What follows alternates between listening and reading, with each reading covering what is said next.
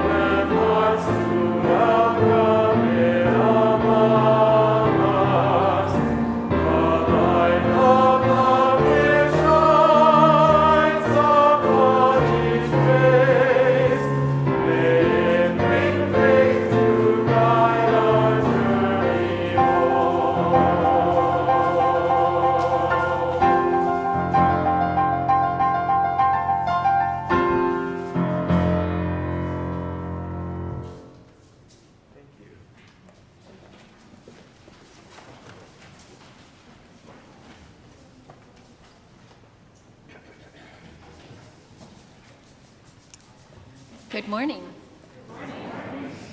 Welcome to the First Unitarian Universalist Congregation of Ann Arbor, Michigan, on this, our annual Water Communion in-gathering service.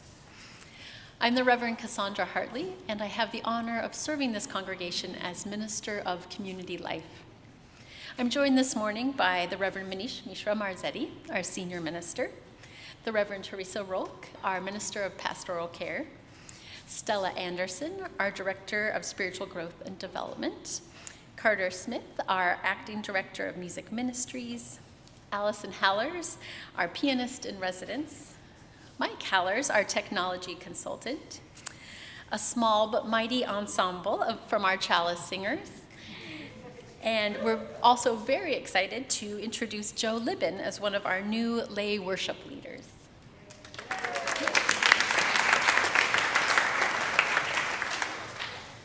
If you're new to our congregation, we want to welcome you warmly. We're so grateful that you've trusted us with the gift of your time and presence. If you'd like to learn more about our community, we'd like to invite you to a special newcomer welcome directly after the service. It's in the Jackson Chapel, which is just past these double doors. And there you'll have a chance to get to know other staff and congregants, ask questions, and help us to get to know more about you. If you're new and joining us online, we hope you'll introduce yourself in the chat so that we can warmly greet you there. We also encourage you to take a newcomer survey at UUAA.org/newcomer survey. It helps us to get to know you better and to get you more deeply connected to our community. Whether you're new to our congregation or whether you've lost track of how long you've been coming, this is an exciting time of year. We never stop meeting in the summer, of course, but the annual Water Communion service marks the beginning of a new congregational year. So 2 services start up again. The children's program goes back into full swing. More groups and classes begin to meet again. Our music ensembles go back into regular rehearsal. There's a palpable energy in the air, a feeling of renewed possibility and joy. And after the COVID shutdown, we don't take the ability to gather together in person and online for granted. Of course, all that we want to do together in community in the coming year is only possible because of the support of countless volunteers. Every Sunday morning, over 25% of the people you see in the building are here volunteering to make our gathering possible. From the ushers, to the teachers, to the online chat hosts, to the people shoveling the sidewalks on icy winter mornings. And that's only the Sunday morning volunteers. We also need volunteers to do everything from writing cards for fellow community members, to helping with our monthly Friday fun nights, showing up at local parades and festivals to represent our community, maintaining our trails, and so much more. So I encourage you after the service, if you're here in person, to take a look at the volunteer sign-up wall just down in the hallway on the right. There you'll see a sampling of just some of the many volunteer positions that we need to make our community work together. And you'll have a chance to sign up for anything that you see that might be of interest. Every year I feel just a little bit overwhelmed by the sheer number of people it takes to make our congregation thrive. And yet every year I'm also surprised and delighted by how many people do show up to make it happen. For over 157 years, through wars and pandemics and social upheaval and so much more, our people have shown up for one another. So I have no doubt that this year we will still show up for one another, even as we continue to weather the storms of the pandemic and continue to be battered by the hard news in the world. I know we'll do it once again. That is what it means to belong. That is what it means to be part of a community. Let us move deeper now into this time of celebrating community with the words of the Reverend Gretchen Haley. She writes, "In a world that feeds on moral outrage, we are here to cultivate moral courage. In a time that prizes picking sides, we gather to draw a wider circle. And in a culture that teaches us to get for what we give and to ask, what's in it for me, we come to practice generosity and to remember we are all in this together. In the midst of life's bitterness, we choose to sing, to give thanks, to laugh together, to be the keepers of beauty, to offer a place of belonging for all who come, in gladness and in pain, to resist the push to the next moment and the next, to slow down, to breathe deeply, to feel a part of something greater for this hour, and in this space, to be the change we wish to see. Come, let us worship together."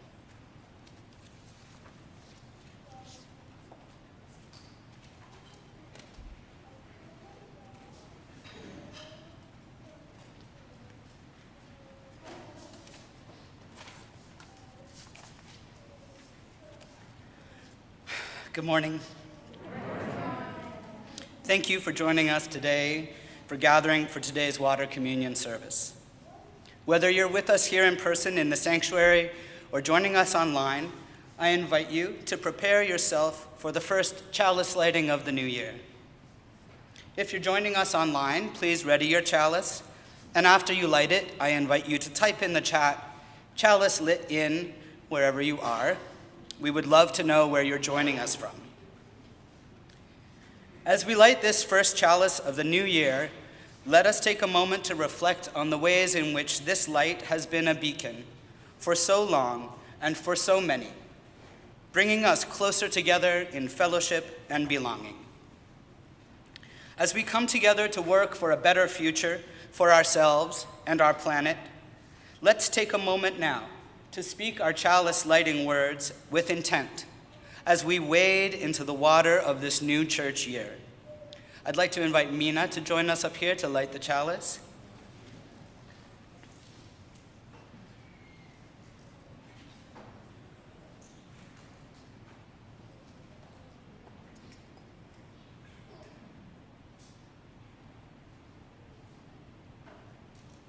Ready? We light this chalice for the light of truth. We light this chalice for the warmth of love. We light this chalice for the energy of action. We light this chalice for the harmony of peace. As we begin a new church year together, I would encourage you to reflect on this month's theme of belonging. What are the ways that you feel that sense of belonging? In what ways do you show your belonging? Is it in the collective intake of breath before we say our covenant? Is it in the rapturous silence after a brilliant piece of music ministry before thunderous applause? Is it in the rousing sentiments of a sermon intended to encourage and amplify our best selves?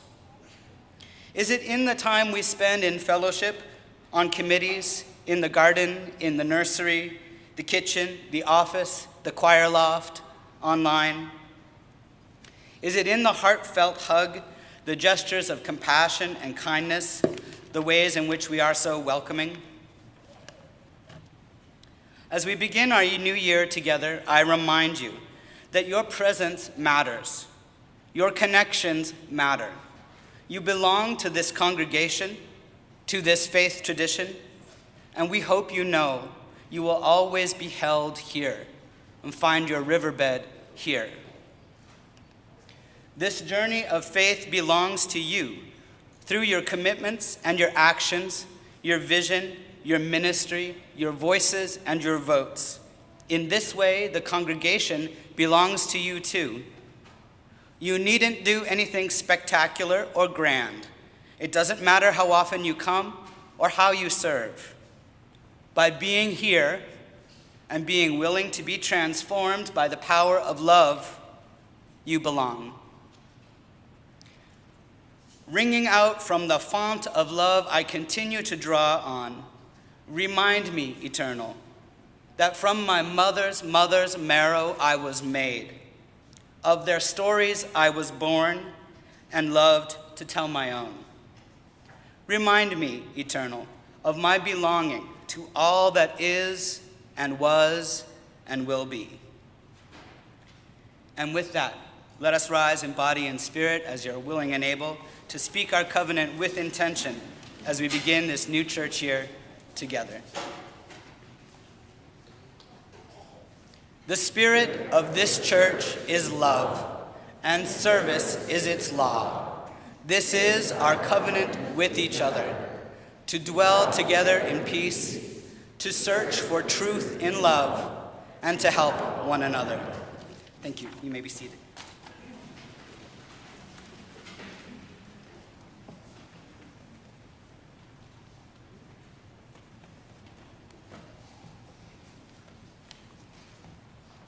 Good morning. Water is life. Our story for all ages this morning celebrates this eternal truth. It is a retelling of an old folk tale from the East African Nandi people. As we move through the story this morning, I invite all of you, including those watching from home, and those of you who think you might be a little too cool for school, to help bring this rhythmic tale to life with some sounds and music. And so I'm talking to everybody in this room. Not all lines have something to do, so I will sort of gesture in the moment when you're supposed to do the actual things that I'm about to suggest. So, when I mention the grass, all brown and dead, wave your arms like this. When you hear about the cows, give a big moo. When we meet Kapiti, the hero, stand on one leg. You don't have to do that one, but I encourage some of our littlest ones to do that. When the eagle drops a feather, flap your arms like wings. And when Kapiti uses the bow to shoot the arrow into the cloud, make the motion like this. So just follow my lead as we go, okay? I first heard this story when it was featured on Reading Rainbow way back in the olden days in the 1980s.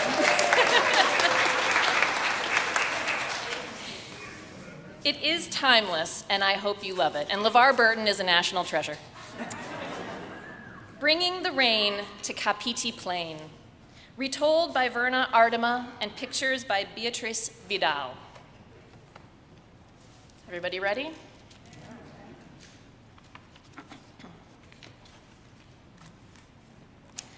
This is the great Kapiti Plain, all fresh and green from the African rains, a sea of grass for the ground birds to nest in, and patches of shade for wild creatures to rest in, with acacia trees for giraffes to browse on, and grass for the herdsmen to pasture their cows on. But one year, the rains were so very belated that all of the big wild creatures migrated. Then Kipat helped to end that terrible drought. And this story tells how it all came about. This is the cloud all heavy with rain that shadowed the ground on Kapiti Plain. This is the grass all brown and dead that needed the rain from the cloud overhead. The big black cloud all heavy with rain that shadowed the ground on Kapiti Plain. These are the cows all hungry and dry, who mooed for the rain to fall from the sky, to green up the grass all brown and dead that needed the rain from the cloud overhead. The big black cloud all heavy with rain that shadowed the ground on Kapiti Plain. This is Kipat, who watched his herd as he stood on one leg like the big stork bird.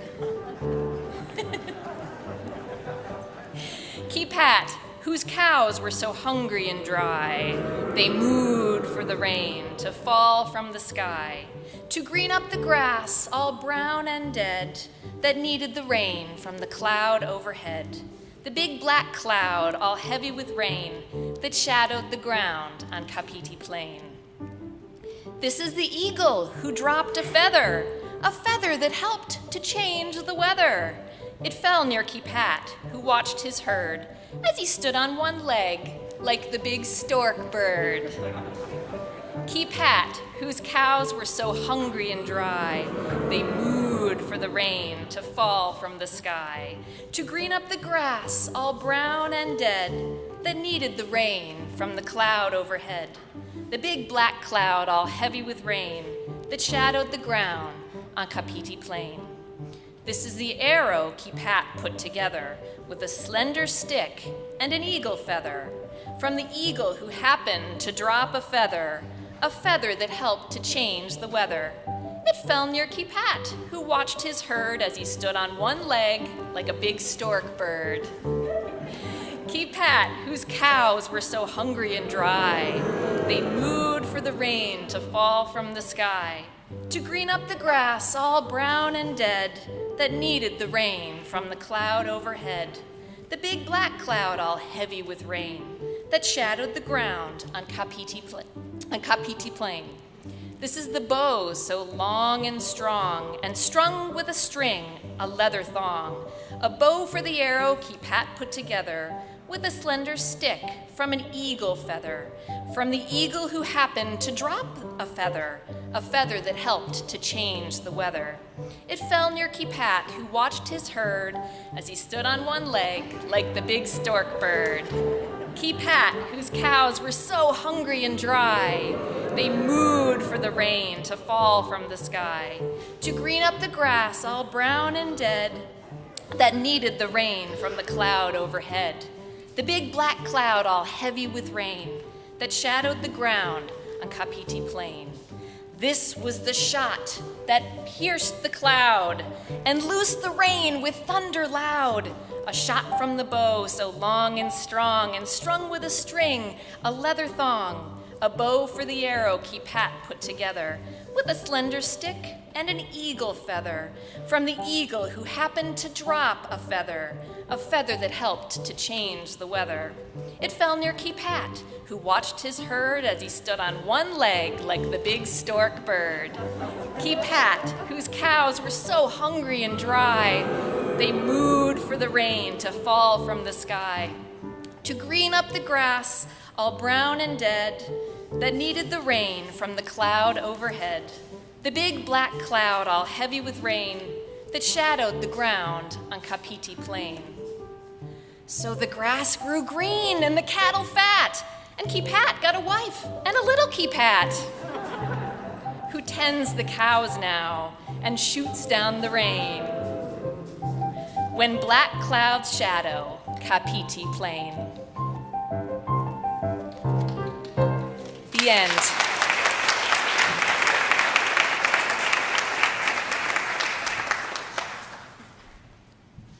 We all belong here. Coming together again for this special service is such a blessing.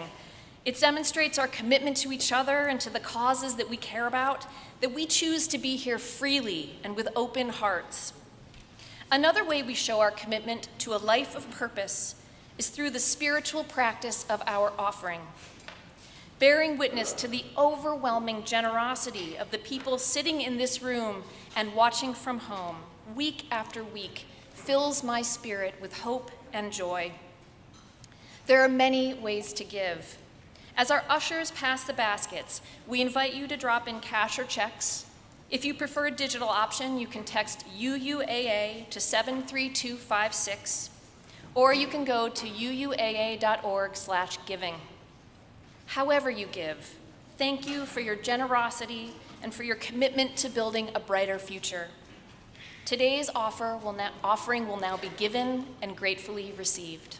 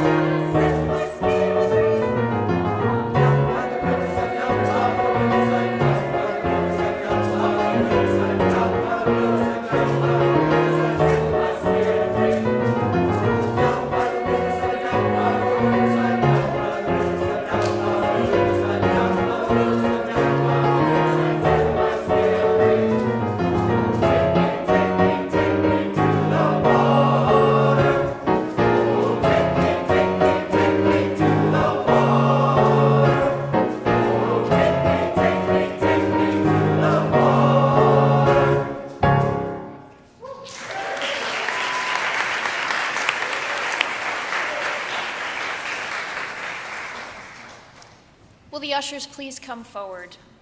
As they do, I invite you to rise in body or spirit, wherever you may be, and say with me the words of dedication.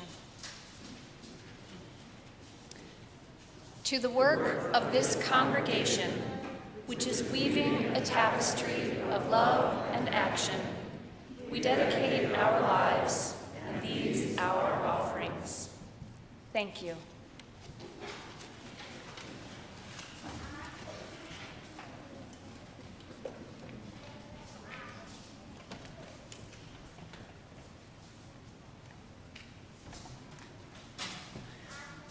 What a joy it is to be here with you all as we celebrate our ingathering and our annual water communion ritual. I was remembering what it felt like a year ago, like we were still finding our way when we cautiously reopened for in-person services after 18 months apart.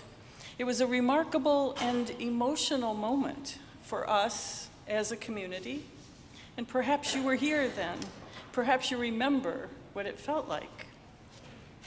But it is no less remarkable this year, or any year, that we regather to begin a church year as a community, a beautifully diverse and vibrant community committed to upholding and affirming the UU principles.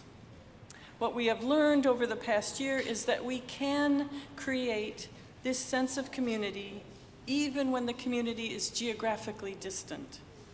And so we strive to do so again, knowing we might not always get it right. And when that happens, in the truest sense of covenant, we begin again in love. And what more beautiful a ritual than a communion to invoke this sense of community? Communion may bring to mind the specific Christian ritual of sharing bread and wine in remembrance of Christ's body and blood.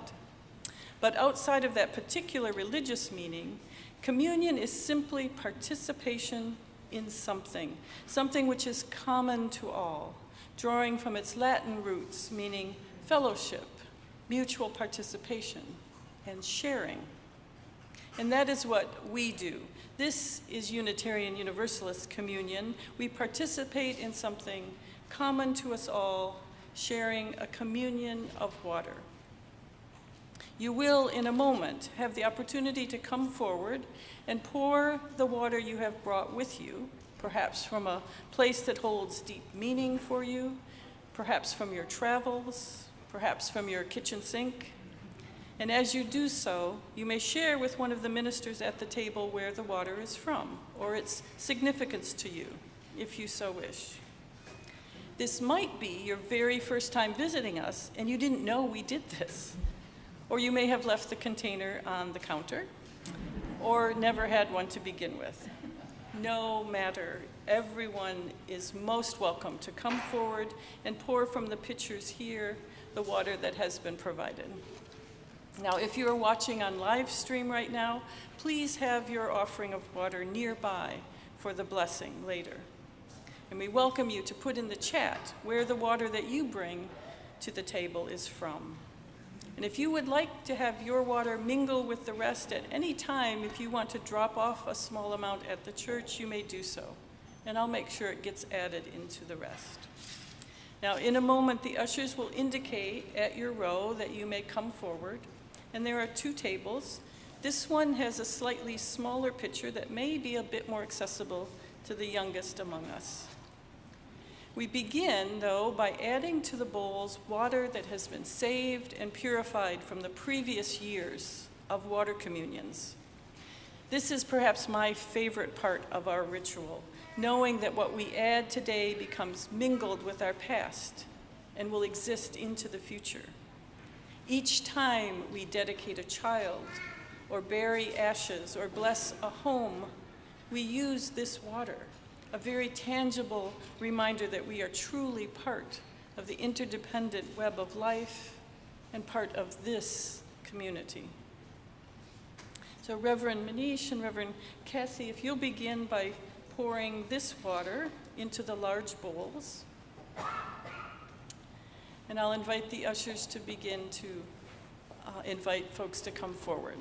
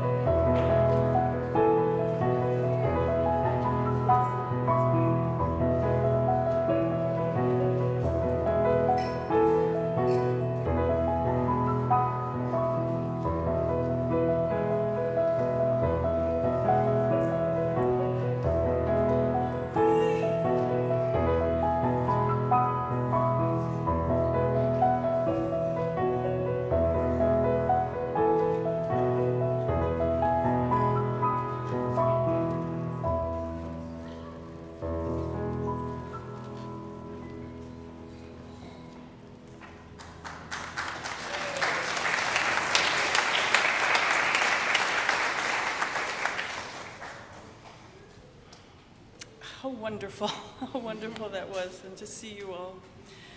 Dear ones, we have begun the new church year with this ritual of water communion. Each bowl now holds some of the water that has been collected in past rituals, along with all that you have offered today from all the wonderful places you have been and from your homes. Each year that we participate in this ritual, we are connecting in even deeper ways to this community. We are finding our way despite the challenges that confront us. We are swimming in a completely new river this year. The waters are both treacherous and calm. The yearning to keep connected is real and necessary. Our connections with each other keep us afloat. And no matter how we maintain connection, virtually, in person, and still with different levels of precautions, may we do so with patience and understanding for those who have needs that differ from our own. May we do so with gratitude for those who are still devoting their time and energy to the complexities of an ever-changing virus in order to offer guidance on how to be together. Will you join me now in a time of stillness? And stillness really is just the absence of adult speaking. There will be a lot of other things going on, and that's okay. It's a time of focused attention, a time I understand as prayer. You may imagine it as a time to reflect or meditate. I invite you to settle into your body selves in any way that makes sense to you, in any way that allows you to access a bit of stillness and to quiet your mind. Spirit of life, of love, that which holds all, I pray for patience and understanding. In the complexities of our lives at this moment in time, may we not give up hope or become discouraged or feel overwhelmed.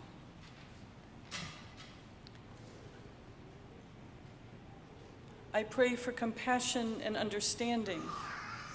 In the midst of continuing anxiety and uncertainty, in the midst of fears over our own health, the health of those we love, for the health of our children, may we be granted peace.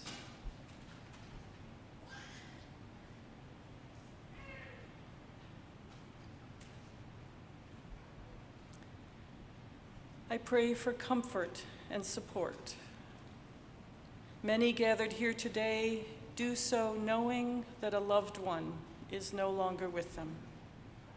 May this community's love extend into all the empty spaces any one of us is experiencing.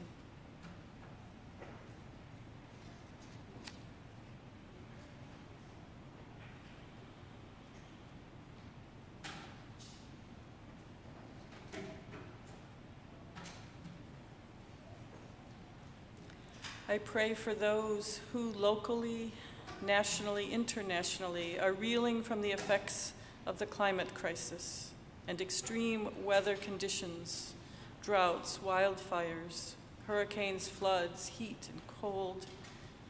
We name the flooding in Pakistan and Kentucky, contaminated water in Jackson, Mississippi, and in Flint, Michigan, wildfires and drought in California. May all affected by the climate crisis find protection and safety.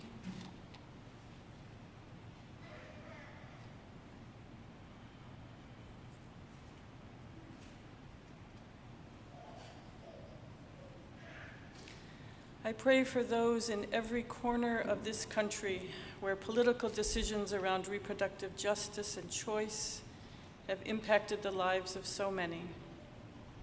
May the most vulnerable be protected from harm.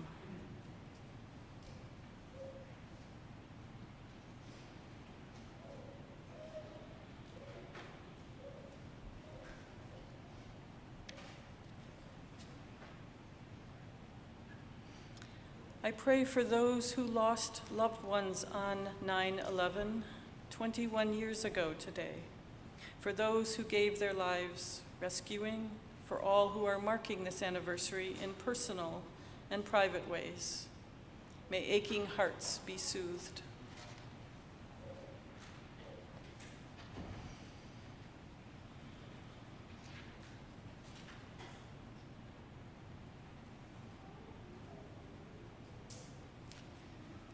I pray for this community's commitment to radical welcome, climate justice, and anti-racism, anti-oppression. May the conversations ahead be entered into from a deep place of love and kindness and a sincere commitment to listening. May we be open to change as we take action, inching closer to the beloved community we aspire to build.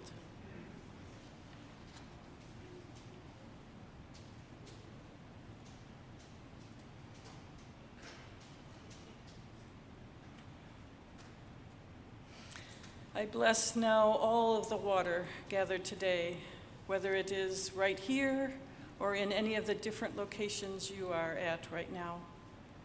May the restorative powers of water remind us of all the ways we can heal and be healed. May the energy of flowing water remind us that we can act in ways to sustain not only the earth, but ourselves and each other in the coming year. Amen, Ashe, and may it be so. And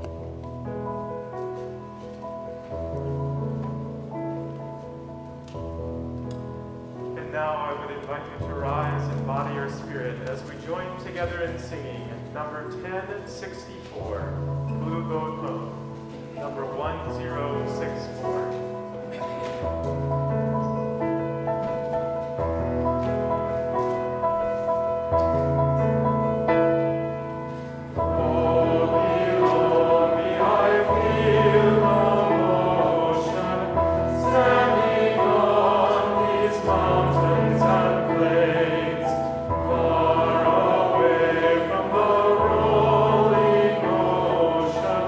Still my dry land heart can say,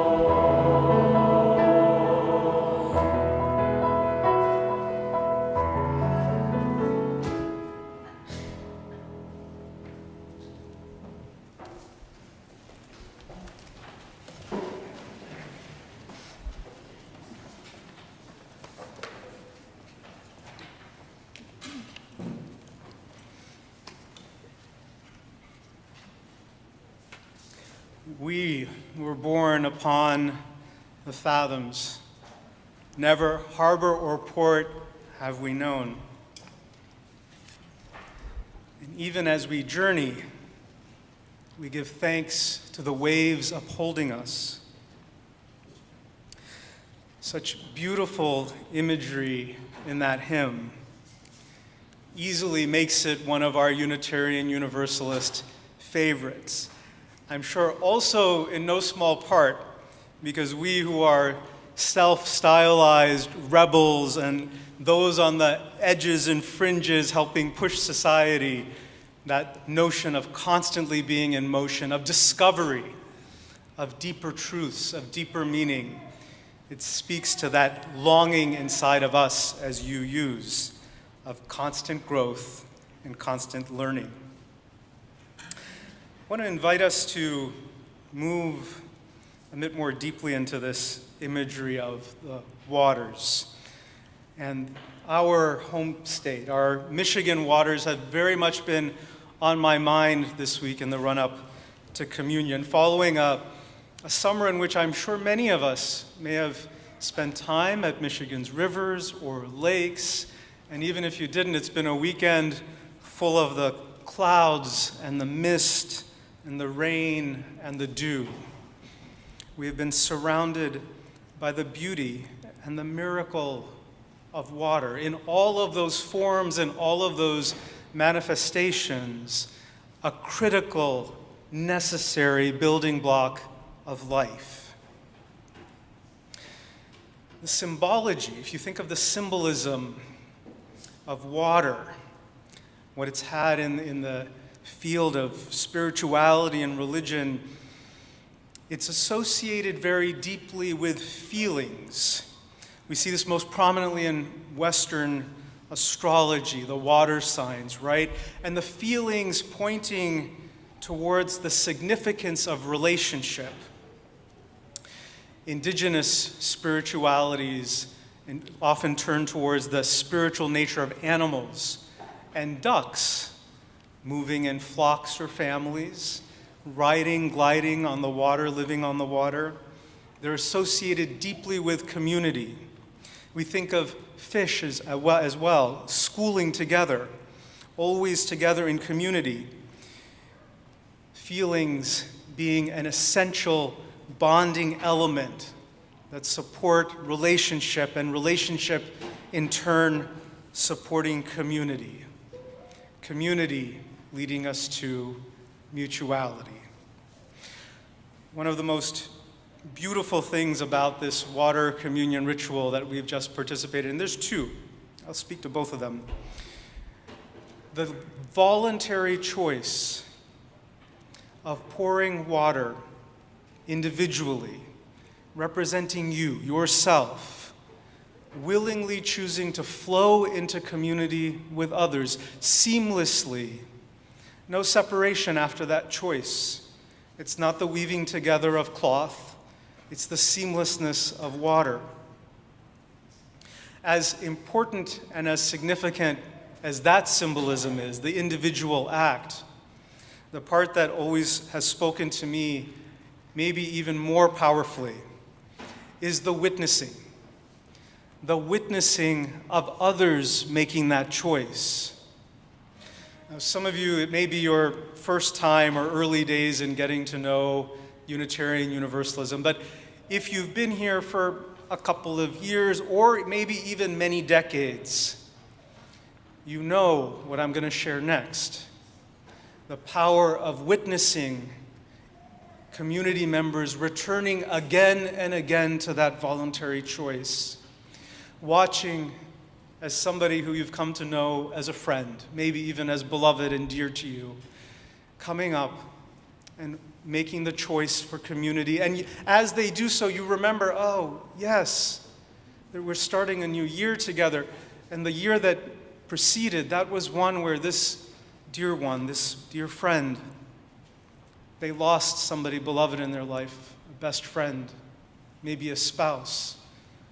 And look at that, they're here again back, making that commitment, seeking that support that we provide here. They're back. Oh, this other one, this other dear one, they lost the family pet last year. A dog or a cat, maybe. And here they are again, on the other side of having to turn for support, for friendship, for comfort to others in community. Here they are again, making the choice of community. Or here, yet again, someone else. They had a grandbaby born in their lives. They got to share that joy with us, lift up our spirits by reminding us of new life and new possibility. It is through this way, through the witnessing, that we hold one another in our hearts, companion one another, and as that choice to not just choose community, but to also witness and hold each other in our hearts, as we return to it again and again, year after year, there's a deepening that occurs with that.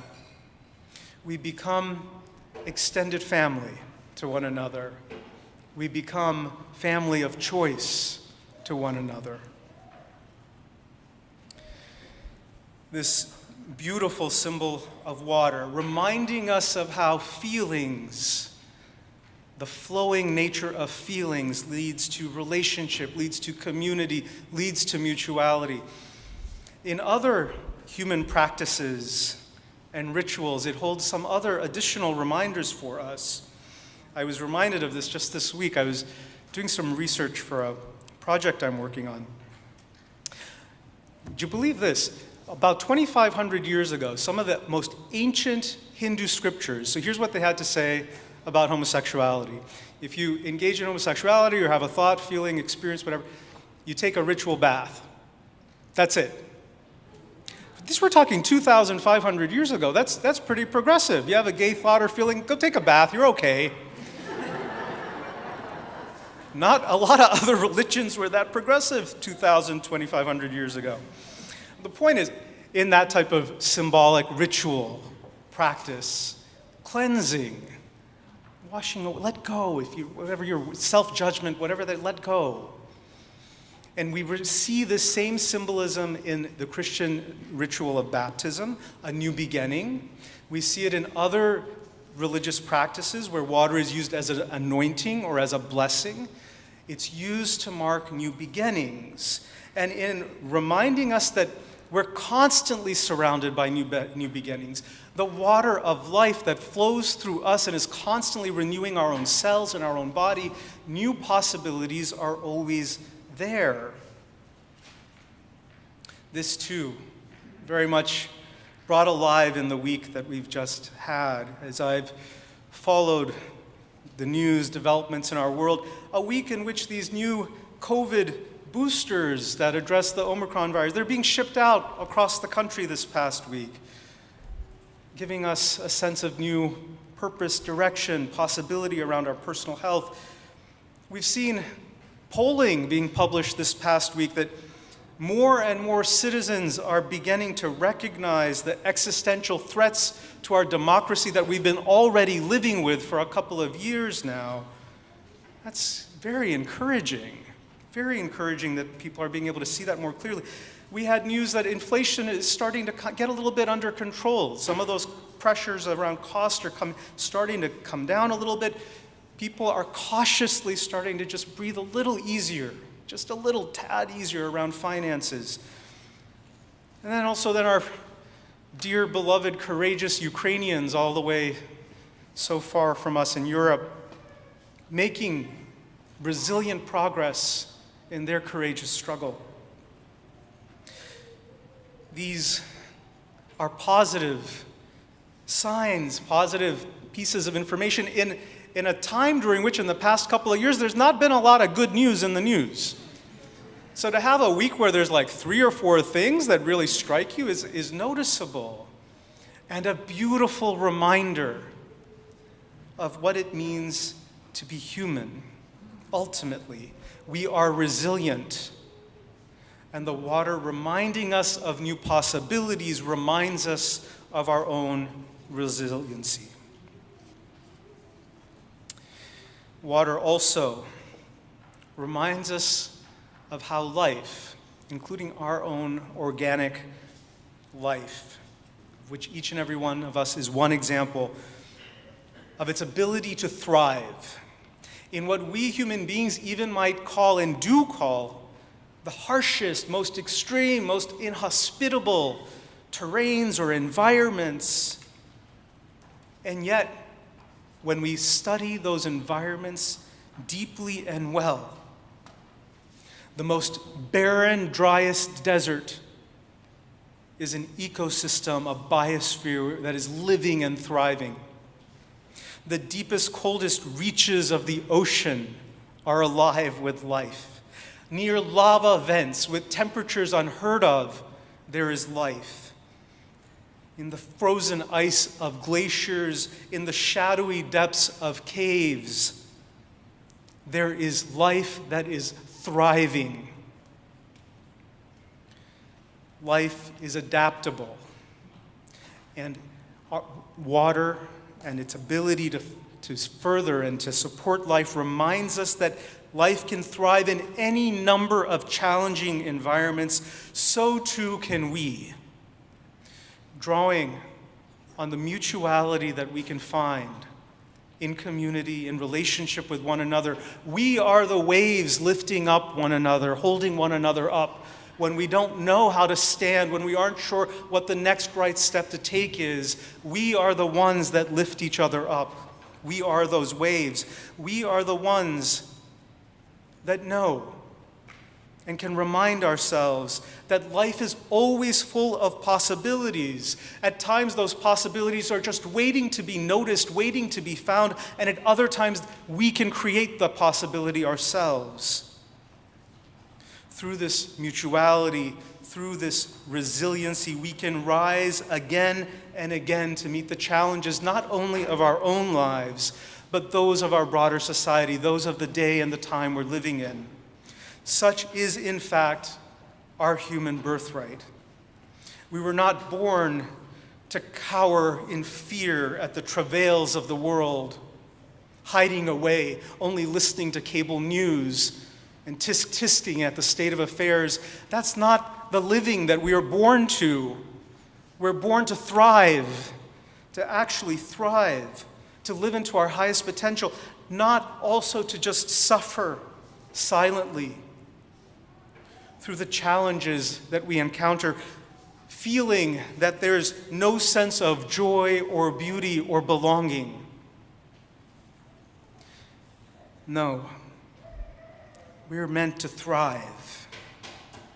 May we each rise again and again, over and over again, as often as needed, as frequently as needed, turning to that mutuality that is only ever just a slight fingertip away, looking to the water in the world around us, to the freshness of the rain, letting it remind us that similar freshness, similar possibilities of new life and new things abound.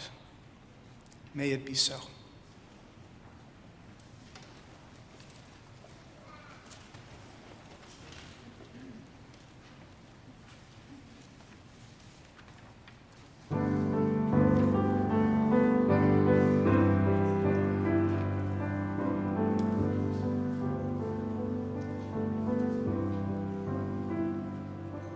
When the waves roll on over the water,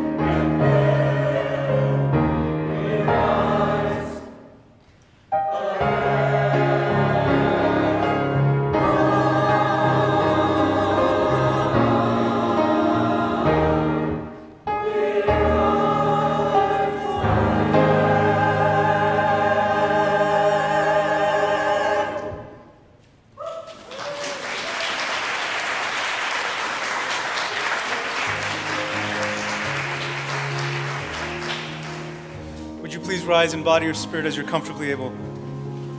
And as you do so on this Water Communion Sunday, on this day of ingathering, take a moment to look around you at your ship's companions, those who are in community with you, those who have chosen community just as freely as you have. And we can't see each other smile through those masks, so wave to all these beautiful people. And we wave to you at home, those who are streaming later. You're a part of our hearts and part of this community just as much as everyone else, and we send our love to you. As you head out into this new week, go forth with courage in your hearts. Go forward trusting yourself that you have what it takes to meet the challenges of this week, of this day, of this time that we're living in.